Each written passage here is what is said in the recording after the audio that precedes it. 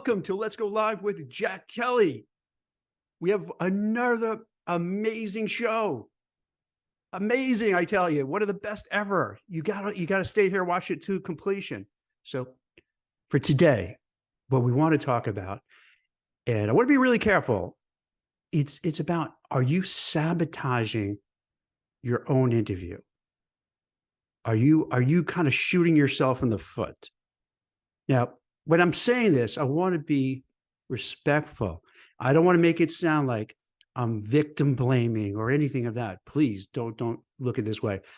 What I want to do for this LinkedIn Live / podcast is to help everybody who's interviewing, who's thinking of interviewing, what to do and what not to do, and particularly what things to avoid.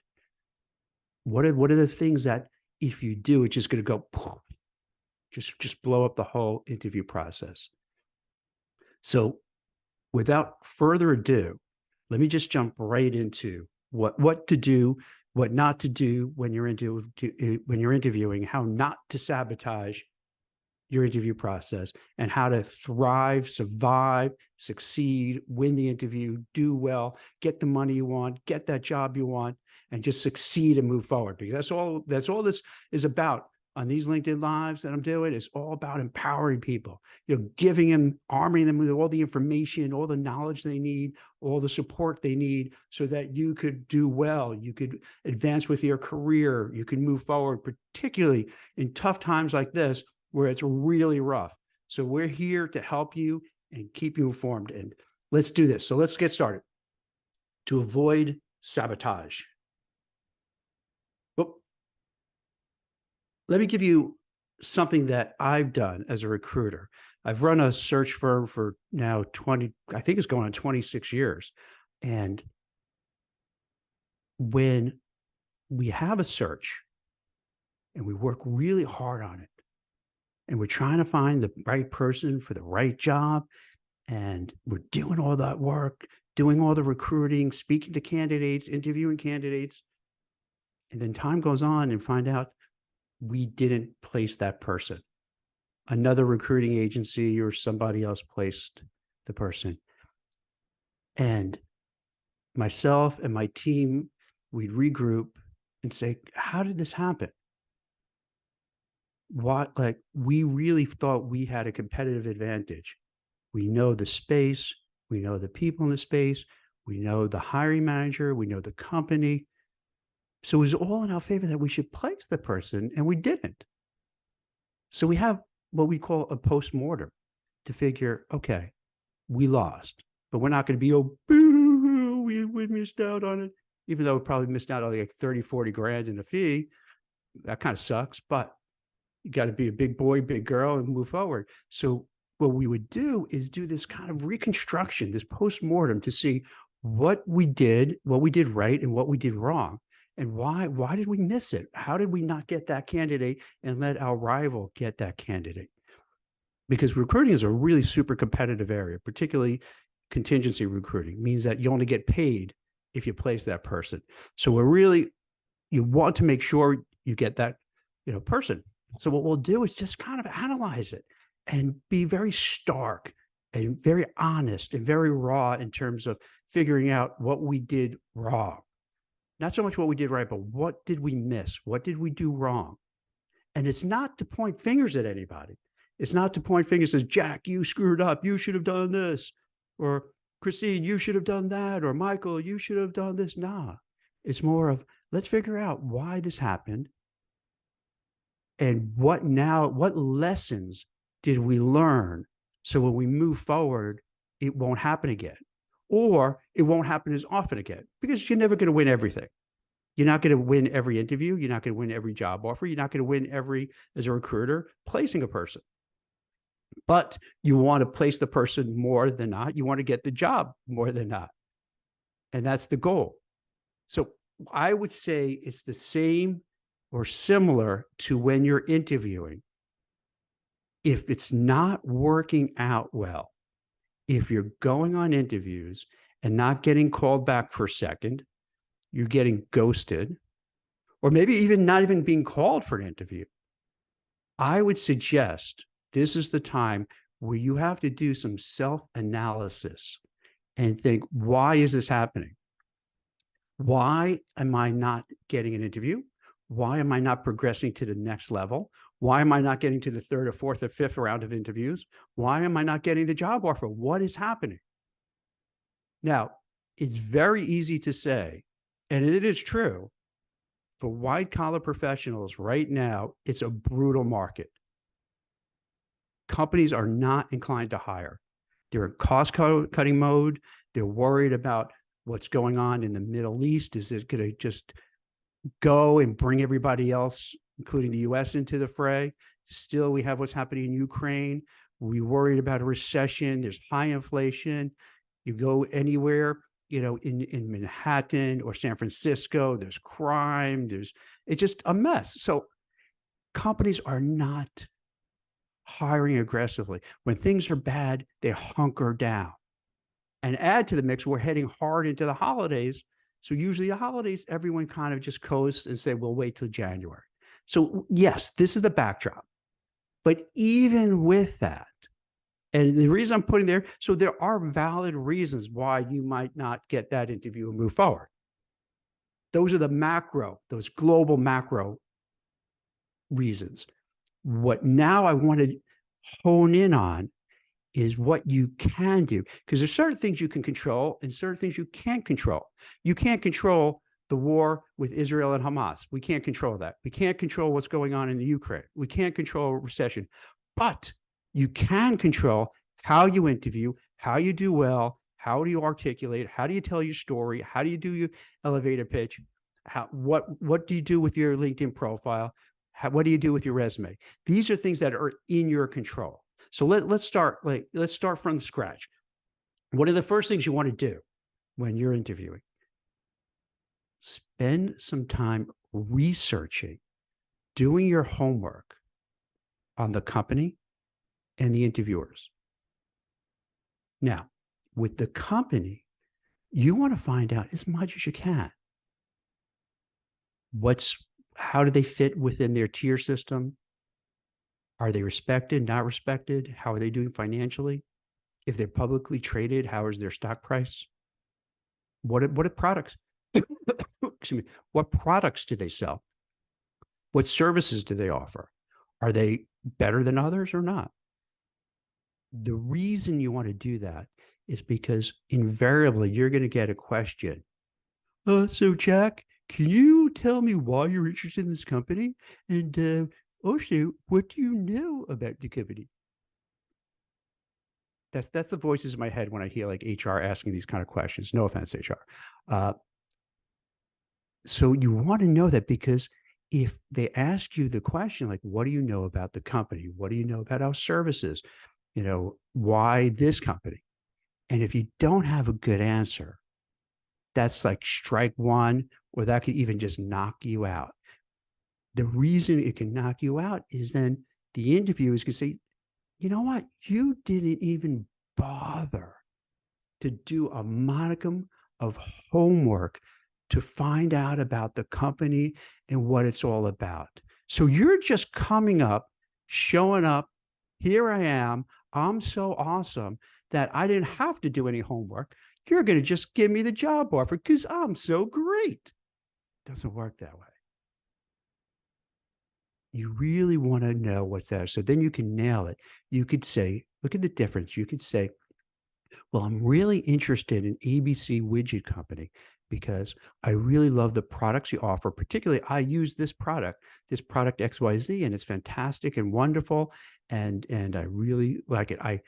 I found out that I have several friends who work there, and I spoke with them individually, and they also shared about the corporate culture, their values, their goals, their mission statement, and they all align with what I'm interested in. I've also seen that this company tends to fast track people, give promotions, and give raises. They also hire from within. So when a job opening, they don't necessarily get someone from the outside, they'll promote someone internally. So for those and other reasons, I really was attracted to this company. Also, I feel that my background, experiences, talents, educational background dovetail with the job description at hand. So do you see, if you have that, if you come from that angle where you're saying, I know a lot about the company, I've done my research, I've done my homework, immediately the interviewer, the hiring manager is going to be impressed, because they're going to think Jack didn't just, this is not just one interview out of many. And if I get it, I get, you get the job. If not, not. It shows that you really care. You really care because you took the time, energy, effort to find everything about the company. Additionally, this might sound a little stalkerish, and it kind of is. You want to check out as best you can who are the hiring managers involved with the process. You want to find out where they went to college, maybe grad school, law school, where they live, where they worked before. And the reason is not to be nosy, but you want to find out as much about the people with whom you're going to speak so that you'll have a little bit of an edge when you interview. And as we're going through this, be honest with yourself and think about what you do and how you act and what you say, because these things might help. You might say, oh, I'm already doing this, and that's great. Or you might say, oh, I don't do this. Thanks for the help, Jack. So if what you can do, now you know, let's say one of the interviewers lives in the same town as you. Maybe one of the interviews went to your same college. Maybe you know somebody who knows somebody who is very good friends with this person who's one of the interviewers. Maybe you found out that they're, a big Jets fan or a big Giants fan. By doing that, number one, if you've done your homework on the individuals, you're going to feel like you know them already. Because I do this when, for instance, when I'm looking to recruit, I kind of go through this whole thing. I want to learn as much as possible.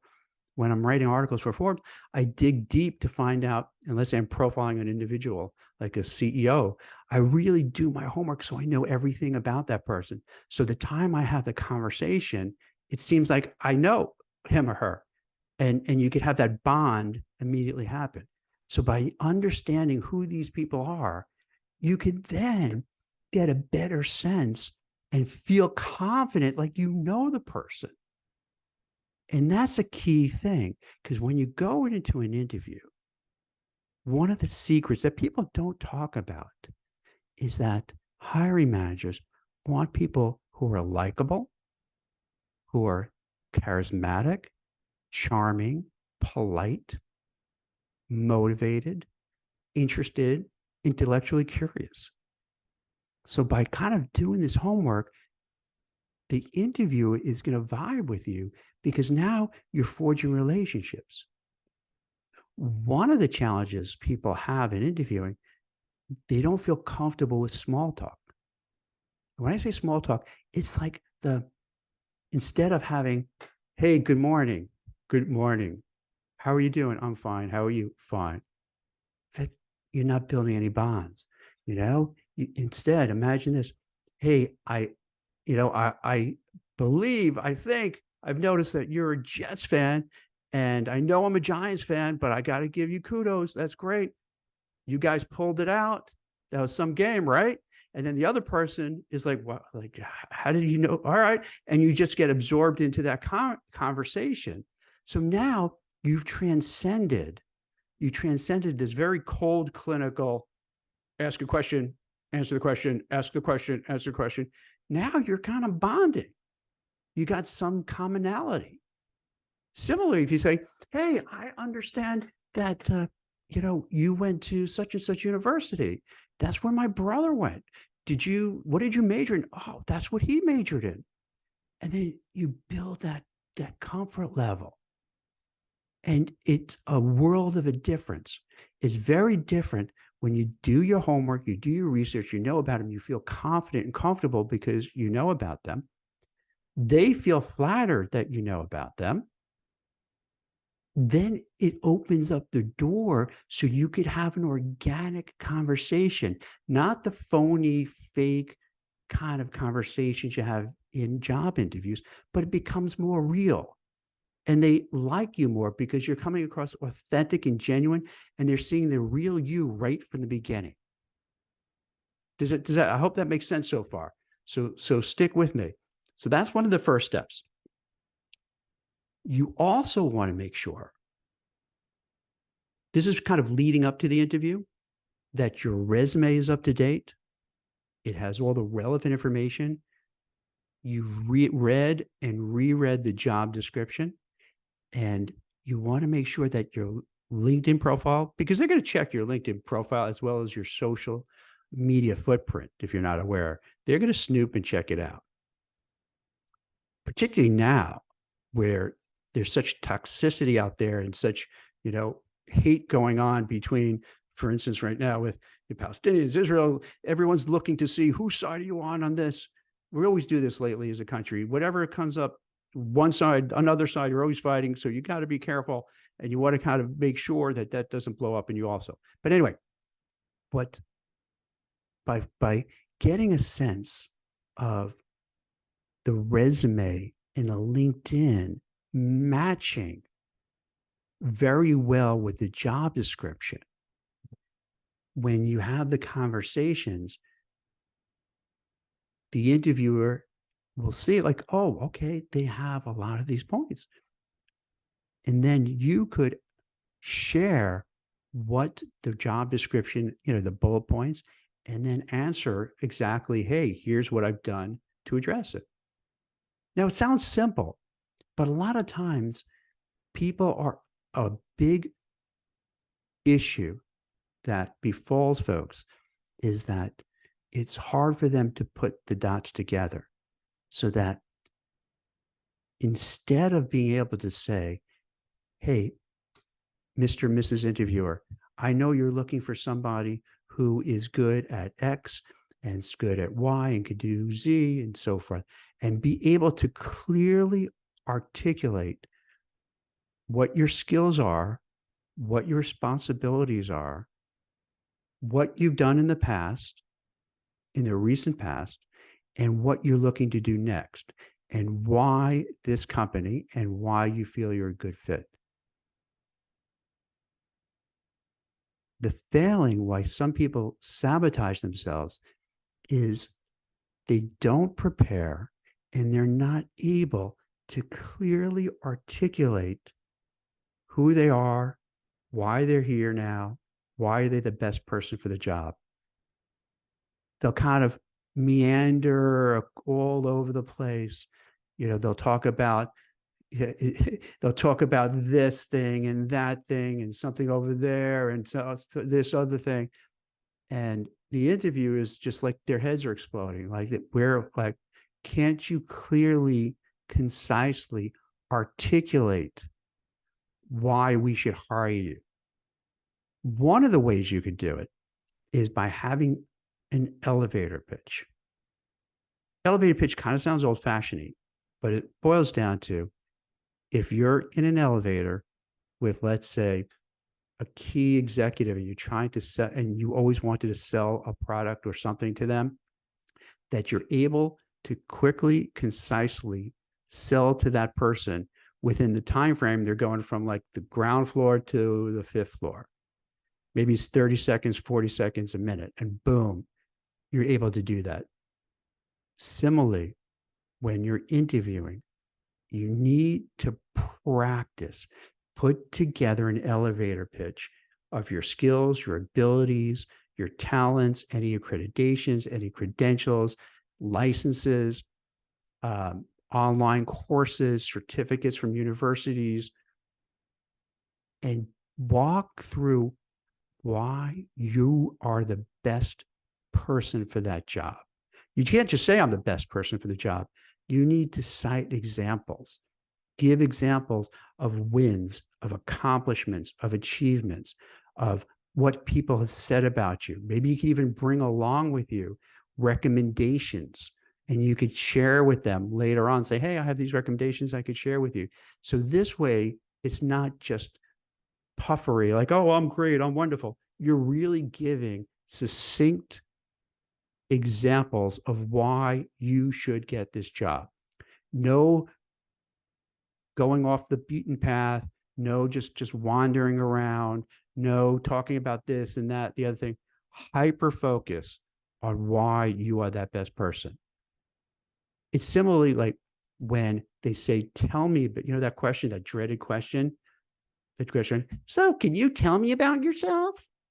And the person goes, well, back in high school, I had, and then right away, the interviewer is like, that's not what I meant. I meant just tell me about yourself in the present tense. What you do, your responsibilities, what you've done in the last job or two, and why you're looking to what you're looking to do next, and the reasons why you're the best fit. Very on target, very, very tunnel vision. It's with politicians when they give their stump speeches. You ever notice they don't go off message, as they call it. You want to stay on message. You want to kind of drive those points home. Not only with the first round of interviews, but if you're going on to the second or third, oftentimes people think, hey, Jack, I don't want to repeat the same thing again. They're just going to think I'm repeating the same thing. That's good. You do, repetition is good. It's like, that's why companies buy commercial time on TV. They want to hammer the point home why their product is awesome, why their product is better than other products. When you go and interview, if you say the same things, you have your elevator pitch that's tight, that's effective, that's sharp, that communicates well. You want to share that with all the other people you're interviewing with.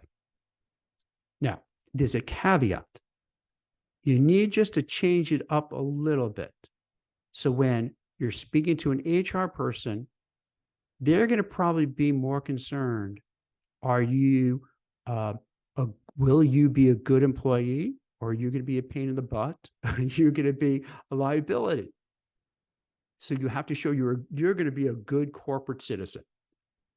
When you speak to the hiring manager, you could have the same elevator pitch about why you're so awesome, but then you have to defer to your boss and be like, hey, how can I help you? I understand this job is open, clear you have needs. What can I do to help you do your best? And what can I do to get this job and be of help to you? When you meet others who are kind of tangential, because the process now is, when hiring, it's consensus decisions. Everybody is scared to make a decision. And this happens in a tough market, uncertain economy. People get nervous. Hiring managers get nervous. Executives get nervous. CEOs, C-suites get nervous. So when you speak to so they keep throwing other people into the mix. You've probably seen this firsthand. Instead of having just one or two interviews or three interviews, you're forced to do 5, 6, 7 interviews over the course of months and months and months. So say you want to have the same pitch, but for each one, tweak it a little bit that speaks to the person at hand. So let's just take one final example, because they do this. They'll throw somebody out, like they're going to throw out, Phil from accounting. And Phil from accounting really has nothing to do at all with this job. So you're not going to just blow off Phil, because all you need is one person. When you have decision by consensus, Phil from accounting is like, no, I don't really like Jack. Yeah, I don't know. Didn't really like him. Nope. You need to get Phil aboard. So you want to ask Phil questions. You want to get to know Phil. Same way we said at the beginning of this conversation. You want to, understand, and hopefully you did a little homework on him, or if you dealt with the recruiter filled you in. And this is what a good part of having a recruiter, so they could say, hey, this Phil is a jerk. He sucks. But here's what you got to do and say to have him like you. So what happens is then you try to get Phil to like you, and and get him on your side. So then when everybody comes together to decide, do we hire Jack? They're going to compare notes, and the notes are going to be all similar, but a little tailored to each person, the HR person, the hiring manager, and so forth. And you have a better chance of making it happen. Now, what happens with a lot of people when they go on interviews, they're not tight about it. So they meander, they wander around trying to kind of come up with something to answer questions, to tell about themselves. The more you practice, the more you role play, the better you get. I would even say you want to spend time. You want to spend time going through some commonly asked questions. So then the first time you're asked this, tell me about yourself. Why do you want us? What do you know about the company? Where do you see yourself in 5 years? Why are you looking to leave? You'll have answers at your ready. Now you may say, oh, there's so much to do. Well, yeah, if you want to succeed, anything in life to succeed, you got to put in the time and the effort. Very few people could just show up and say, here I am, and you got the job. Yeah, maybe if you're a Nepo baby, maybe if your dad runs the company or your uncle or a cousin runs the company, yeah, you could do that. You just show up. But most people are not that fortunate. You have to work at it. So you want to practice those questions, that the commonly asked questions, so that when they're asked, you don't have to start scrambling. You kind of you're prepared, and and you have good answers.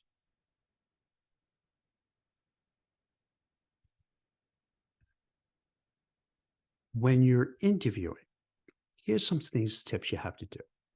And a lot of this is basic. I'll give you an example. And even though it's basic, people violate this all the time. Now, when I first started recruiting like 100 years ago, you'd be in person, humans sitting across the table with each other. Now, most of it is going to be, Zoom calls. The very least, you want to make sure your lighting is good. Your background looks nice. Yeah, for instance, I have this background. I didn't realize that wallpaper was like cool and stuff and nice. And what you do sometimes is iterate to see what works. And I've had different backgrounds, and using this background, which is not like a fake, I mean, it's my wallpaper, and people love it. So I'm like, oh, I'm going to go with it. It works. You want to find what works. You want to have the right lighting. The sound quality is good.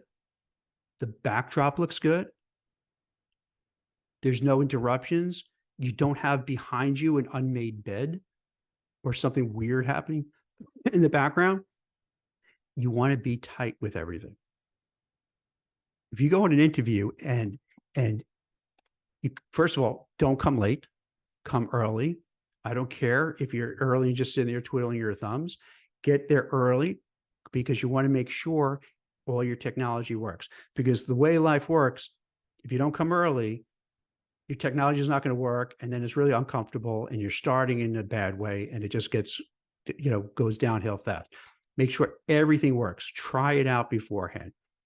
If you are going to an office, the night or a couple nights before, make sure you know exactly where the office is, what trains to take, what buses to take, how to commute there, how to get there, where's their parking. You want to have everything solid.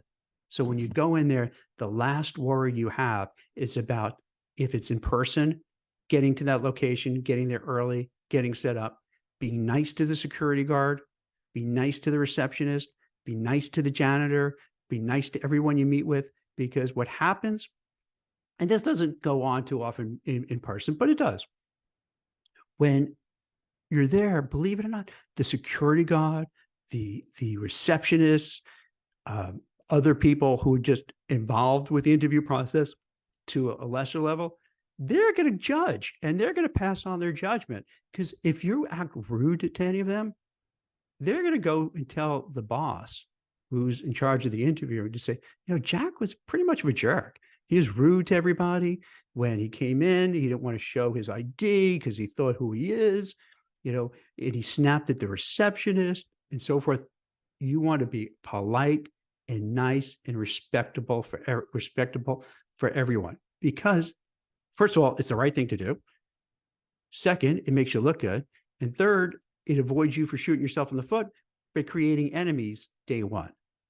Now, this seems like common knowledge, but you'd be surprised how often I get feedback from clients saying the person came late, they didn't apologize, the person's lighting didn't work, the audio was terrible, I couldn't really hear them, there was static, there was a fuzz.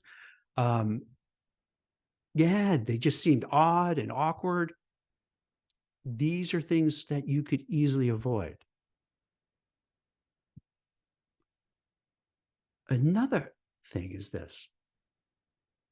Over the years, I found out it's not necessarily the candidate who went to the best schools, has the best resumes, is the smartest person. They don't always get the job, because what happens, some people come across as these arrogant jerks. We've all seen them. They're full of themselves. They're pretentious. They're condescending. They're rude. They talk down to people. Now, you could be a rock star. You could be an amazing rock star. But if you're going up against somebody who is polite, who's nice, who is likable, gregarious, upbeat, positive, enthusiastic, that person has a better chance of getting the job, because the hiring manager is no dummy. The hiring manager doesn't want to be saddled with I don't want to say the beep.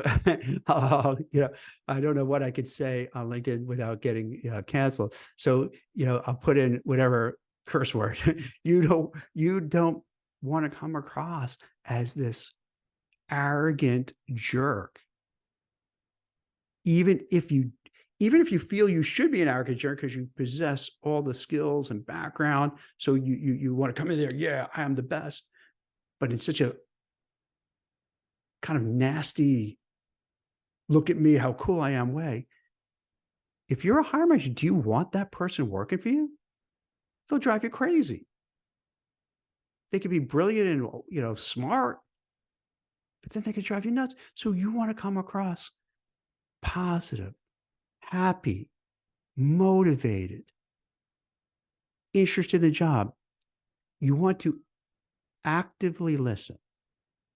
Most people don't listen. And when I say actively listen, this means when someone is talking, block everything out.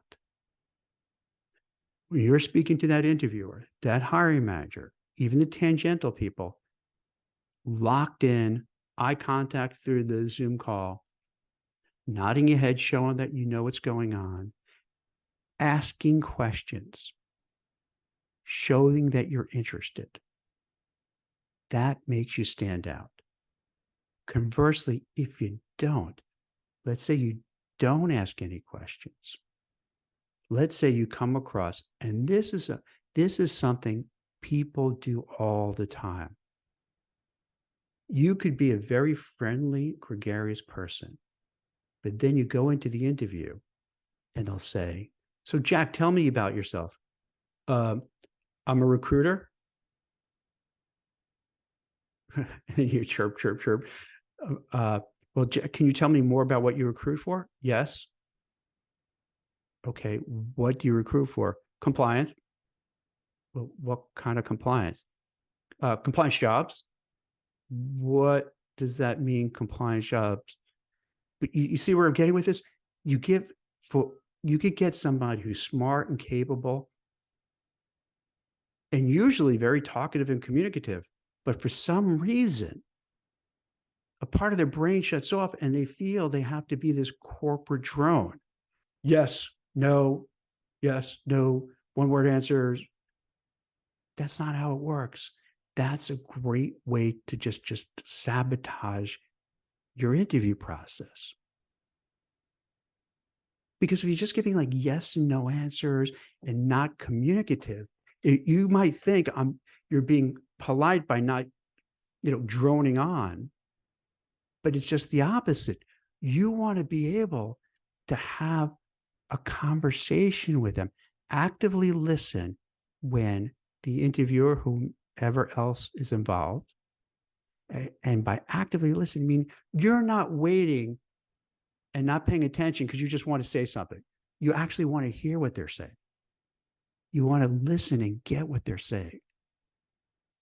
And a good hack, if they say, hey, we're really looking for somebody who possesses skill 1, 2, and 3, and that'd be really helpful. So like you're not ahead. So what I understand, Ms. Interviewer, you're really looking for somebody. You don't repeat exactly the same words because that's weird. Then you come back and say, hey, so I understand you're really looking for someone who has some familiarity with 1, because 1 does blah, blah. And then you need also someone who has experience with 2. And this is like what I have. So I really have done 2 a lot. And then when you were saying about the 3rd thing, oh my gosh, I do that all the time. That's great.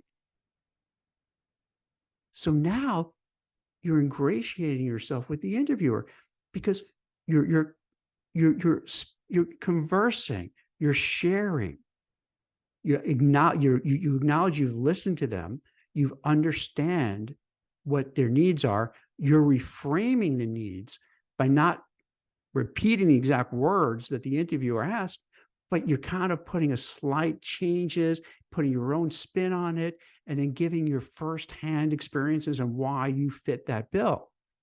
That's a very big difference than when I was being interviewed and they said, what do you do? I do recruiting. Yes, I place this kind of person. No, they don't want that monotone, and they don't want that boring, bland, monotone, robotic thing. And that's a big thing people do. You want to show who you are as a person. The more they know you as a person, the more they feel comfortable with you as a person, the more genuine and authentic you are, the better chance you have of getting that interview and moving on to the next round and the next round and next round, because they understand you, they get you, you're a human being. And the more they feel that, the less inclined they would be to say, yeah, we don't want this person, because then they'll feel guilty because now they get this bond and they like you and they want you, as compared to someone else who is not actively listening, who talks over the interviewer, who doesn't show that they're listening by nodding their head, by reframing it, by asking questions. They're not bonding with that person. And they don't even feel comfortable with that person because they feel that person's not listening to me. They're talking over me. I don't know if they really get it. They're not asking any questions. So yeah, you know what? I'm not going to go with that person. I'm going to keep going with Jack, and let's move along that process and keep going, because you could tell he's interested, he's motivated, he's asking questions. And about questions, I know that's a big thing. People are always freaked out. It's drilled into everyone's head. Oh, you have to have questions at the end of the interview. You have to have questions. You got to make sure you have the questions at the end of the interview. Yes and no. The real thing is, when they say to ask questions, let's ask questions when it's organic, when you really need to ask a question. When you're talking about a topic. So for instance, you want to ask, hey, is this a hybrid role? Is this a remote role? Is this in person? Now, those questions, I got to now chastise myself, because they may not be the right questions if it's clearly shown on the job description, or you could easily find it on the website. When you ask questions, you want questions that aren't easily found, things that you want to kind of get a better sense at, to show that you're really committed to this role, you're committed to this opportunity, and you want to know everything about it. Or if you just aren't sure of something, one of the hiring managers asks a question and you're really not sure about it, instead of pretending you understand it or going through the motions or figuring you're going to just fast talk your way through it, no, just say, Mr. or Mrs. Interviewer, I'm not sure if I completely understand that question. Can you just walk me through it again, or maybe share it in a different way so I could give a more appropriate answer? That's what I mean by asking questions, not asking questions for the sake of asking questions. So you can say, "Hey, I asked my question. I'm good." You want to make sure it's organic, it's real, it's woven into the fabric of the conversation. It's not heavy-handed. And interviewers aren't dumb. They know when you're just asking a question for the sake of question, as opposed to when it's real. Another thing, this happens a lot. I need a drink of water before this. If a person is in between jobs, or even if they're, moving or looking for another role somewhere else, invariably they'll ask, like, why are you looking? What are the reasons? Especially if maybe you were laid off and your emotions are raw and you feel that you were laid off and it wasn't fair, that there were so many other people who kept their jobs that are really dumb and they shouldn't be there, but you got laid off, so you're resentful. And then, without thinking, you start bad mouthing your boss or your ex-boss, either your current boss or your ex-boss, your former colleagues, or if you're still there, your current coworkers. You don't. That is like one of the worst things to do. Now, it may be true. It may be true that your current boss or your former boss, if you're in between jobs, was a narcissist, a crazy micromanager, a bully, abusive. They could all be true. Your coworkers could be these vapid gossip mongers, rumor mongering, nosy bodies, busybodies, hardly doing their work, always just like bugging people. That could all be true. However, you do not want to badmouth anybody that you've ever worked with. Even if they were terrible, you don't. Now, the reason is this. First of all, it's not cool. It's not polite.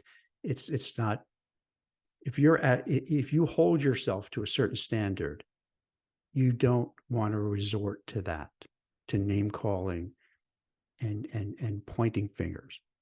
Also, put yourselves in the shoes of a hiring manager.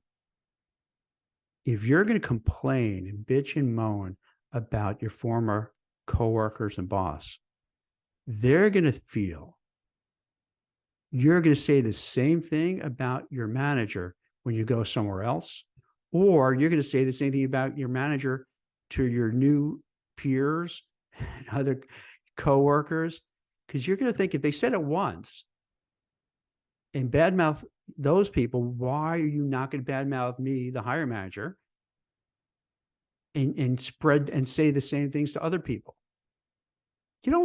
Manager doesn't want that. You don't want to hire someone who you have to worry that they're going to be talking badly about you behind your back. So do not resist the urge. And trust me, I understand it. If you were laid off and you feel it wasn't fair, or you're leaving because it's such a horrible place, you almost want to vent and get it off your chest. But in the interview, it is not the right format to do it. So stay far, far away from that.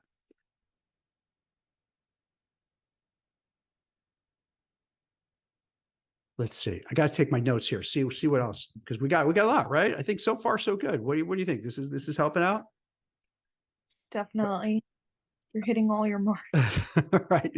So how about this? Now let's add some things where on a more positive note. And I hope everyone appreciates that when I'm sharing this, I'm not saying you guys are doing it. I'm not faulting you. I'm not victim blaming. What I'm trying to show is what works and what doesn't work. What I've seen how people succeed in the interview process and get the jobs they want and get more money and more opportunities compared to those who don't. So I figured by laying this out, you can get a good picture and judge for yourself. Hey, you know what? I kind of did some of the stuff Jack's saying I shouldn't do. And I learned something. Or I've kind of done some of the things, but maybe I could even do them better.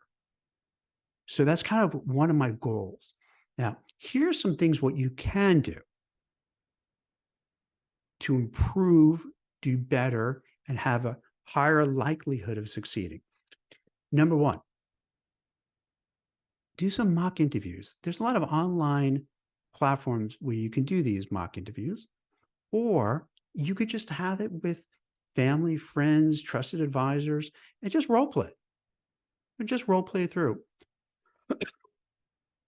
When you say something in the context of interviewing in your head, or even in life, it always sounds great, right? In your head, wow, I'm going to say this to this person. Or, you get into an argument and then you can't wait to give a comeback in your head. You're like, oh, I got this great comeback. I'm going to re-get that person. It always sounds better in your head. But then the first time you say it, cringe, not good at all. By role playing, by doing mock interviews, it could be one-on-one, with a Zoom call, an online app, what have you. Then you can kind of judge how you come across. How do you sound? How do you look? Are you looking at the camera? Are you not looking at the camera? Are you just looking all around? Are you not paying attention? The more you do that, the more comfortable you are. The more comfortable by talking through these things. One of the reasons I'm doing these, if you notice, these LinkedIn Lives every day, because the more I do it, the better I get, the more comfortable I get. Trust me, like, do I want to every day prepare to do 10 o'clock and get it? Yeah, it's just like exercise or anything else. There are days like, ugh. But no, to succeed, you have to be committed and you have to keep doing these things. There's certain things you need to do to succeed. And for the interviewing, you can't just wing it. So you want to do these mock interviews. You want to go through it with people you trust who could give you honest feedback and constructive criticisms. Don't get mad at somebody if you go through and you do some role-playing interview and then they give you critiques and then you get ticked off at your buddy and say, why are you saying that? I was great. Listen, hear them out. Now, maybe they are too critical, maybe not, but that's the way you're going to get better. Watch yourself on video. If you don't even want to role play with someone else, do a video, a Zoom video, and pretend you're answering questions. I know it's a little weird and awkward, but do that. And then replay it and watch how you come across. Look at your body language. Look at how you look in the camera or not look in the camera. How does it sound? How's the technologies? Are you stumbling? Are you fumbling? Are you articulate or are you wandering around? So work on that. Get the feedback, get the constructive criticisms, because that's how you grow. I always look for constructive criticisms and feedback. For instance, Christine I'm a terrible editor. She'll edit my work. If she gives a suggestion, I don't go, hey, I don't like that suggestion. You go to people to get their advice and help that they know something better than you do, or they can note it because they're looking from the outside. They could be more objective. And most people, and this happens to a lot of dudes, they don't want to take that criticism. They take it as an affront. Absorb it, hear it, listen to it, and then take action. And that's how it's going to be better. Because if you're doing these role playing and you come across bossy as a jerk, as unprepared, it's not going to go well. So you want to practice till you're really great at it. Another thing is to just, and this is a little harder, you got to work on a way to come across as somebody who meets the needs of the company, can address why they're hiring while coming across genuine, authentic, polite, motivated, eager. It's a big ask, but these are the things we need to do. These are the things to work on. There's more, but I figure this could go on for another hour, and I don't want to put you through that. so, so I hope that this helps. I think for a while we're still going to be in this challenging economic, macro, global craziness going on.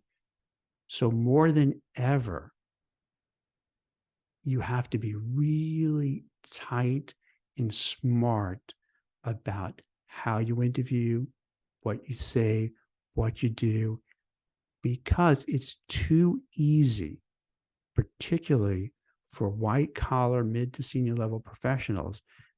It's too easy for companies just to say next, next, next, next, because right now they're not inclined to hire the same way they were during the Great Resignation time period.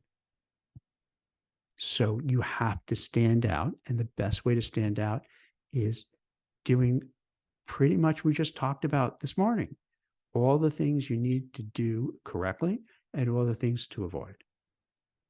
Christine, did I miss out on anything? Anything else you think we should add? For ways to sabotage yourself, we talked about how to answer what is your greatest weakness. That's a way that you can sabotage yourself, in that if you give an answer that relates to the items listed in the job description as a weakness, you don't want to put yourself Yeah. at the job to the interviewer.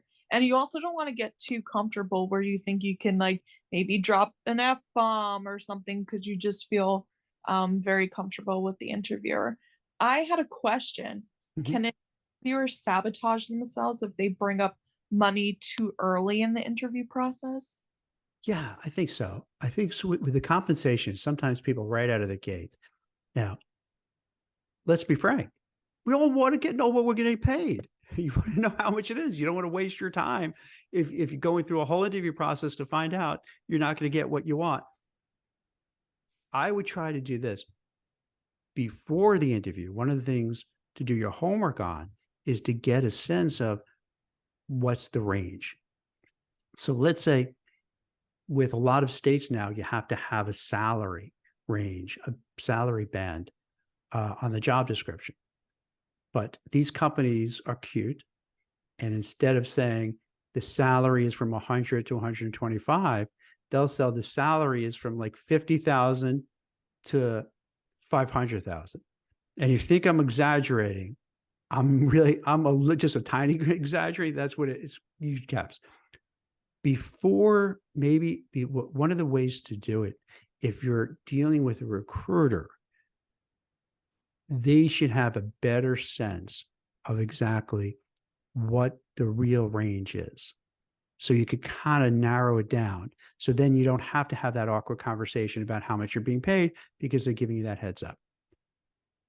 If they do have the exact salary, well, that's great. That's helpful.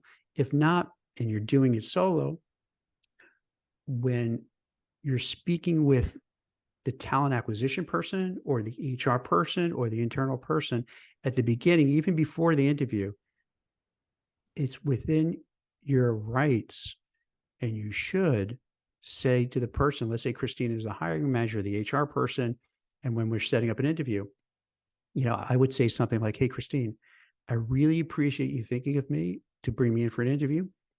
I really love this company. I love this company because 1, 2, 3 reasons, and really excited about the job because my background, my experience matches up. But just so I make sure, so I don't spin your wheels, I don't take up the time of everybody who's involved with the hiring process. So I want to be respectful of everyone's time. do you have a sense of what the salary, bonus, corporate title would be? So this way, make sure we're all on the same page. And I think that's a very fair question to ask. If they give you the runaround, that's a little bit of a red flag. Then you have to decide, do you take your chances and go through the interviews and see what happens? Or do you kind of prod maybe one more time and say, hey, I sense there's a little hesitancy to share. Is there any reason why you don't want to share the salary or an approximation of the salary? So, because now you have nothing to lose. You might as well try to find out what it is, especially if you want the job. And then you got to make a value judgment. Either then you just piece out and say, hey, this is not cool. If you're just kind of giving me the runaround and I'm not even starting what's going to happen when I go and work there. Or you might say, you know what, I'll roll the dice because I really like this company. I really like this job. And I'll take my chances. And then maybe I'll ask somewhere, after maybe the first interview, let's see how it goes. And if it went really well and I'm going for a second interview, then maybe I'll ask and say, hey, the second interview, clearly it seems you like me enough to go for the second round. I'm interested. Before we go any further, I'd like to find out about the salary, the benefit, just basic. You don't have to give me the exact dollar. You don't have to give me the exact bonus or other things, but at least can you frame it for me so I understand? So instead of going for 4 more interviews and it turns out we don't mesh, I don't want to waste everyone's time.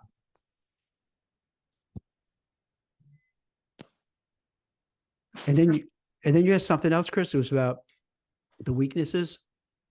Yeah, not to give it like tell on yourself when they ask, what's your greatest weakness? When they ask something like your greatest strength or weakness, you want to interpret the way you want to interpret it. So let's say for a greatest weakness, you don't want to say really what your weaknesses are. Think about it in a relationship. And they say, you're dating and someone says, hey, Jack, tell me about yourself. Well, I snore and I eat junk food and then you give all your, lousy attributes. That's not cool. You don't want to do that. You want to pick a weakness that's not relevant to the job at hand. So for instance, let's say you're a software engineer working for a FANG company, Facebook, Meta, Google, Alphabet, what have you. It's kind of understood that individual contributor software developers, have their headphones on, head down, coding all the time. That's how they're judged. That's why they make so much money, because they're really good at programming and doing all that stuff. So if you say, what are my weaknesses? I feel I could enhance my interpersonal skills and my communication skills. And that's something I'm working on. And that could be an okay weakness because within that sector, that's a thing. So it's not surprising. Now, if the job did require that you have to have good communication skills, then I wouldn't bring that up. But let's say for the sake of this conversation, it's just general, weakness. You pick out a weakness that really doesn't matter. Doesn't really matter. So you're not evading the question. You're just sidestepping by kind of answering it a different way. Does that make sense, Chris? That's great. That's very helpful. So I really appreciate everyone taking the time out. I hope this was valuable. I hope it was helpful. And as always, feel free in the comments, any questions you have, any way you need some help, advice, any ideas for topics in the future, any guests you'd like to recommend, so you don't have to hear me just blabbing on. Maybe you're sick of hearing me. We get some different guests to offer their perspectives. Let me know, put it in. Christine puts up, the graphic about the show, and then feel free to post. Let us know if you like the show. Let us know if you hate the show, if you thought we did a good job, bad job, any other questions we didn't address, because I want this to be dynamic. So thank you very much for watching and listening, and I hope it was helpful, and I'll see everyone tomorrow. Thank you very much. Bye-bye.